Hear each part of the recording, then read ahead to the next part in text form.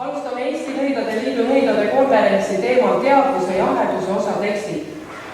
Palun lülitage oma telefonid ja muud seadmed välja. Salvestamine ja pildistamine ei ole lubatud. Esineb Eesti Nõidade Liidu Tartu Nõid.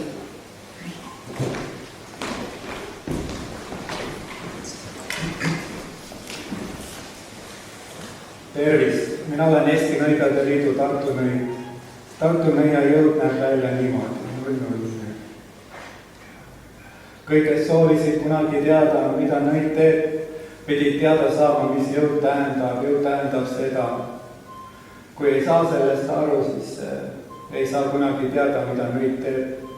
Sest mitte midagi näha ei ole, sellepärast, et nõid ei ole füüsilise maailma isiksus.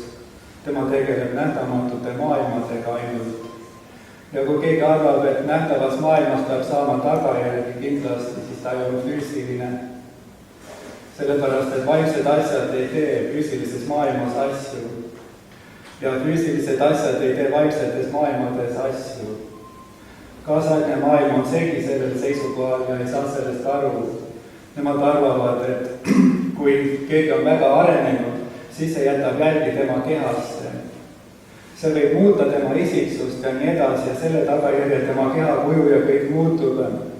Kuid kasutada vaimseid energiaid oma kehaliste vajaduste rahuldamiseks, nagu kirik seda praegust teeb, on mõttetus. Sellepärast väga õigesti Tallinna Nõid televisioonis ütles, et pornokraatia on tulnud, milles see seisneb selles, et Jumal on üks seks, enne oli armastus. Armastuse tähendus on selgitatud luterlase poolt ajalehtedes, et see seisneb seksis, sest armastust ilma seksita ei ole, kirjutab Eesti kirik. Varem oli kõik võimalik ka teistmoodi, ilma füüsiliseta. Nüüd vaimselt ilma füüsiliseta ei ole võimalik, sest see pseudo üteldakse tänapäeval. Vaat see on alles võrgu kuumus tõesti ju. Teadvuse ja ahedus on ilmutatu jeegi 0-0 nüüd. Kui keegi on asunud ennast elama võrgu kuumuse sisse, siis väga väike kuumus see küll on, kuid nii ahedas maailmas, nagu see jäätunud kristallmaailm, see siin on ju hirmsa jää sarnane, kunagi on üteldud teoloogia tekstides või mõnes teises müstika tekstis ja nii edasi.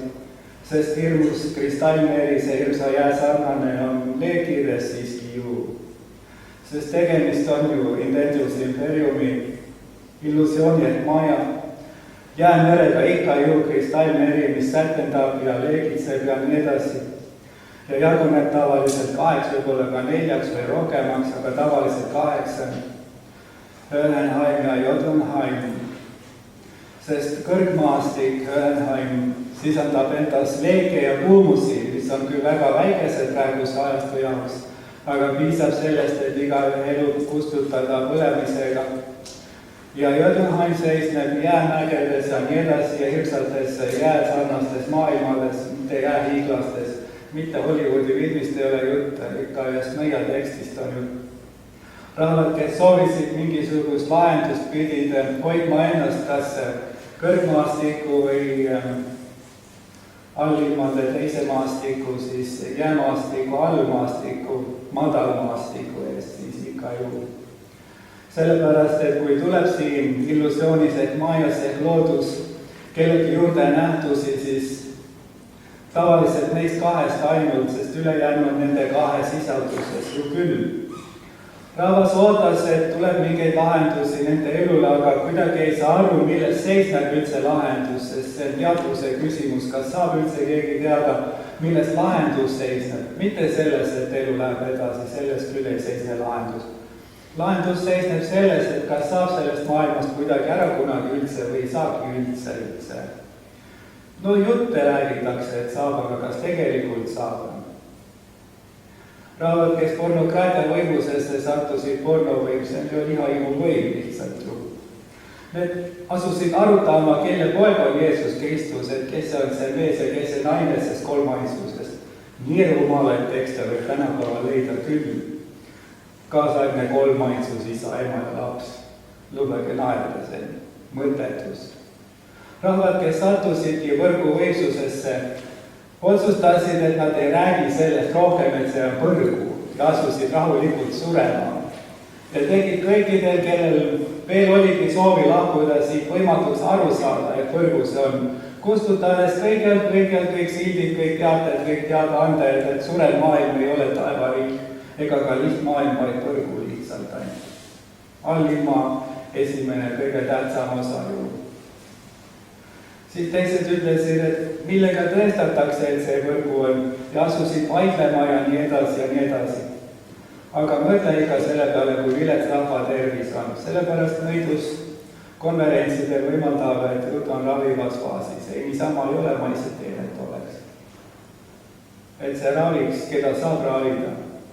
Sest kui võrgu jahendus on tulnud kellegi juurde ja jäätunud ta on, siis ta on jäätunud ja ei muutu enam. Aga kui võrgu kuumus on kellegi juurde tulnud Höhenheim see kaju, siis tema põleb võrgu tuledes ja tema sees on palavused ja nii edasi. Ja ta on leilis oma sisemuses üleni selle üle, mis toimub ja ta ei saa aru, kas see on ikka õige või see ei ole õige, kes see neist on õige, kes ei ole õige ja nii edasi. Ja mille järgi ta seda vaatab, kas see soodustab ikka lihahimu ja verekonda ja siis on õige ja kui ei soodusta, siis on vale. Nüüd on kõik sattunud vist võrgu kätte.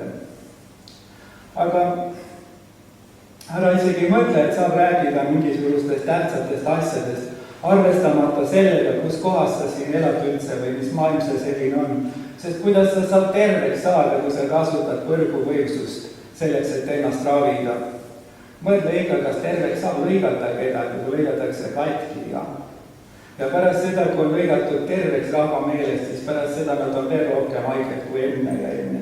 Tekst ütlevad, saab väga hea ja saab terveks ja nii edasi. Rahvas on asunud haigusi isegi leiutama. Nad küll ei tea, mis see tähendab, aga nad mõtlevad, et nad teavad. Just on alustatud üks vanaaegsete sõnade kampaania jälle Eestis on ilmunud ju läbipõlemishaigus. Ennem seda ei olnud seda, aga nüüd üleägitselt see on ilmunud, seepärast, et ja küll, kui Ameerika rääkis ka 50 aastat tagasi, siis keegi otsustas selle maale tuua ja siis propageerib seda mitmetes lehtedes ja nii edasi. Ja ennem piisas depressiooni, siis ilmus depressioon ja ärevus. Ärevus hakkab vaikselt ära kaduma, ilmub depressioon ja läbipõlemine. Aga kui keegi on läbi põlenud, siis põledab teda Höhenheim, teda ei saa ju ravida enam ju. Sest leegid on tema peas ja südames ja silmades juba näha ja peasest tuleb tosse kõik, mismoodi siis keegi ravib teda enam ju. milleks rääkida mingisugustest mõttetutest haigustest, mille definitsioonegi pole üldse teada ju. Peab rääkima ikka sellest, mida saab ravida, aga see, mis on välja mõeldud, et mis on see kihvtsõna, mis me võtame kasutusse, sellega hirmutatakse ennast nii ära, et läheks rahvas veel rohkem leili, ütleb see, kes propageerib neid. Rahvas läheb nii leili, pärast seda, kui ta on 50 aastat töötanud, ta on nii läbi põlenud. Ja pärast seda, kui keegi on 50 aastat mediteerinud, ta on nii loll peast. Pärast seda, kui ta on õppinud 50 aastat, ta on nii loll kui loll. Pärast seda, kui tema on palvetanud 50 aastat, ta on ikka täitsa paha mees ja joob ja kõik ja nii edasi. No kõik on valesti läinud, kuidas siis saab niimoodi, 50 aastat tehakse midagi, siis põletakse läbi. Kui keegi teeb head midagi, siis ta läheb 50 aastaga järjest targemaks ja järjest paremaks juu, mitte ei põle läbi ometi juu. Niimoodi, et kui keegi töötab kraavi kaevamise tööl, siis võimaldagu ta ikka endale puhkust ka, sellepärast, et võrgusi maailm, see siin ikka juu on ilma puhkuseta maailm, lakkamatult nad pöörlevad töövaevades juu.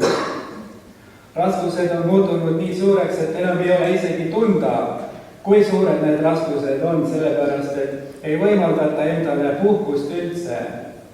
No ma puhkan. Mis see tähendab siis? See peaks vast toimuma magades ainult täna päeva. Seepärast kellegagi koos viibides ei saa üldse puhata ju. No sa ei tea puhkuse teooriat, see on liiga keeruline seletada praegu. Esialgu tuleb aru saada, kas pornograatia ei ole võimul. Porneia, see on kreedokeelne sõna, see tähendab lihtsalt lihahimu last inglis keeles. See ei ole mitte midagi siukest erilist, vaid loomulikult see on just nimelt. See on kõige hullematest asjadest, mis üldse saab olla. Ja kui keegi põleb lihahimudes, mismoodi saab tema sisemine seisund olla kaine ja rahulik, ta on leilis üle, kus see on, kus ta on, kus see on, kellega ta on ja nii edasi. Hullunud on nad selle tõttu ju juba tänaseks ju. Rahvad, kes ootasid kergendusi, ootasid ju jaheduste tulemist teadvusel, et teadvus jahutab meeli ja siis ilmub selgus nende juurde ja siis nad saavad aru, mis toimub. Ja siis saavad uued võimalused tulema üldse, sellepärast, et jahedale ju tuleb teadvus ainult ju. Teadvuse jaheduse võim on tulnu jengi, nulnu